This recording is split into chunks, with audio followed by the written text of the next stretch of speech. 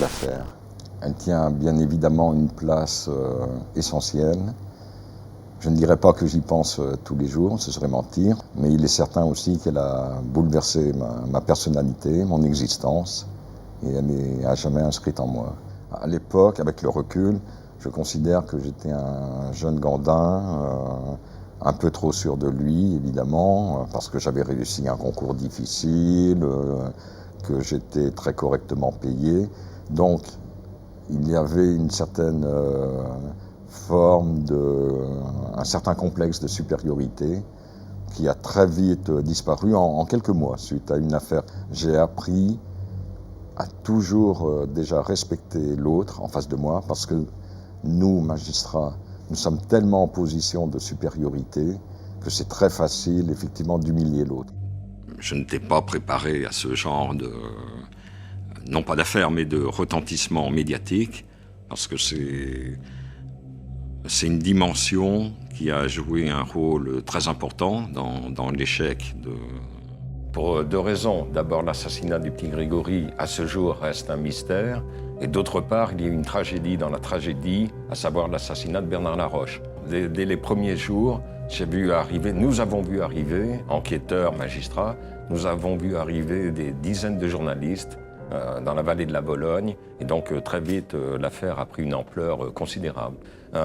Nous avions différents indices, éléments permettant de penser que l'affaire serait rapidement résolue. Quand j'ai libéré Bernard Laroche le 5 février 85, je l'ai fait parce que j'estimais qu'il n'y avait plus de charges contre lui, d'indices graves et concordants de culpabilité. Courant avril, j'aurais rendu un non-lieu en sa faveur, et dont son assassinat l'a privé. À l'époque, il n'y avait plus d'éléments à charge contre lui. Donc, par définition, je n'ai pas suivi l'évolution du dossier, sauf comme tout le monde par la presse. Je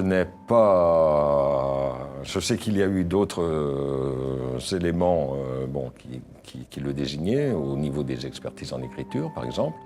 Sauf que, dans deux arrêts, en 2002 et 2009, la Cour d'appel de Versailles a dit que l'instruction à Dijon n'avait peut-être pas été menée dans les meilleures conditions possibles.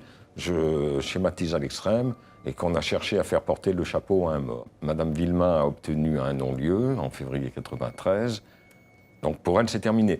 Si je parle de Bernard Laroche, c'est pour une raison très simple, c'est que Bernard Laroche était victime de la pire des injustices parce que lui n'a pas pu bénéficier d'un non-lieu. Disons que les chances s'amenuisent, les espoirs s'amenuisent de jour en jour, sauf à ce qu'une expertise quelconque donne des éléments de réponse. Une idée n'est pas une preuve n'est pas une accusation n'est pas une condamnation.